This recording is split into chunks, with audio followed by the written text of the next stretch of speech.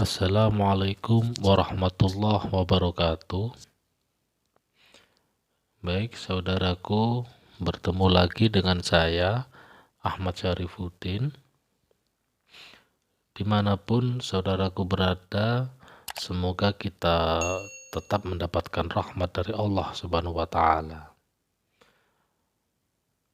Dan jangan lupa, marilah kita selalu bersyukur. Selalu bersyukur atas pemberian Allah kepada kita, baik berupa kenikmatan, berupa ujian, apapun itu. Marilah kita mensikapinya dengan rasa syukur. Sebab apapun yang diberikan kepada Allah, itulah yang terbaik bagi kita. Baik saudaraku, pada video kali ini ada satu pertanyaan ya. Bagaimana hukumnya bagi orang-orang yang menginap atau tidur di dalam musola atau masjid? Baik saudaraku, langsung saya jawab di sini ya. Pendapat mengenai musola atau masjid adalah tempat yang mesti dijaga kebersihan dan kesuciannya. Adalah sahih dan benar menurut mizan syar'i. Dan menganggap musola atau masjid memperlakukannya sebagai tempat penginapan adalah tidak baik. Karena hal tersebut dapat membuat orang semena-mena memperlakukan tempat ibadah. Akan tetapi, hal-hal tersebut tidaklah berarti bahwa tidak boleh orang tidur di dalam masjid. Istimewa pula orang-orang musafir yang membutuhkan tempat istirahat di malam hari. Karena tidur, membaringkan badan, merentangkan badan dalam masjid adalah ada pernah dilakukan Rasulullah SAW dan para sahabat. Dengan demikian, nyatalah bahwa tidur di masjid hukumnya adalah boleh atau mubah.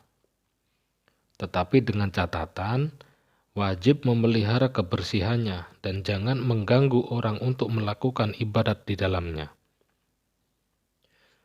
Kebolehan ini adalah menurut hukum syara, akan tetapi masalahnya sekarang adalah tergantung kepada nazir, pengurus masjid.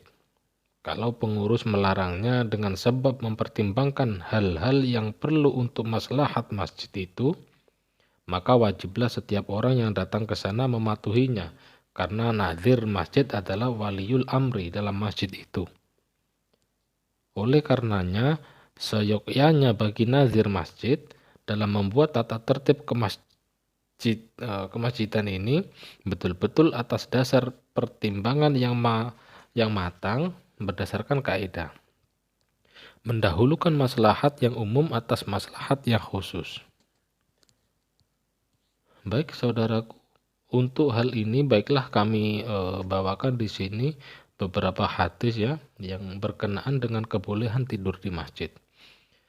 Diriwayatkan dari Abad bin Tamim dari pamannya ya, yang artinya bahwa sesungguhnya ia pernah melihat Rasulullah SAW bertelentang di masjid, mengantarkan salah satu dua kaki beliau di atas yang lainnya. Dan ada pula yang diriwayatkan dari Ibnu Syihab dari Sa'id ibn Musayyib berkata, yang artinya adalah Umar dan Utsman, keduanya ada memperbuat yang demikian itu.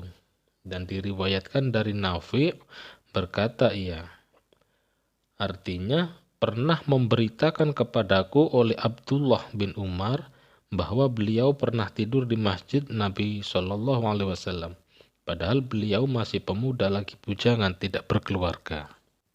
Diriwayatkan pula dari Sahl bin Sa'ad berkata ia, yang artinya pernah datang Rasulullah SAW ke rumah Fatimah, maka tidak didapatkannya Ali di rumah. Maka sabdanya, kemana anak pamanmu? Jawabnya, ada terjadi sesuatu antara saya dengan dia, sampai marah ia kepadaku dan tidak tidur siang padaku. Maka sabda Rasulullah SAW, pada seseorang, coba lihat di mana dia lalu. Orang itu pun datang seraya mengatakan beliau tengah tidur di masjid. Hadis riwayat Al-Bukhari. Baik para saudaraku, demikianlah hukum tidur di masjid dengan segala keterangannya.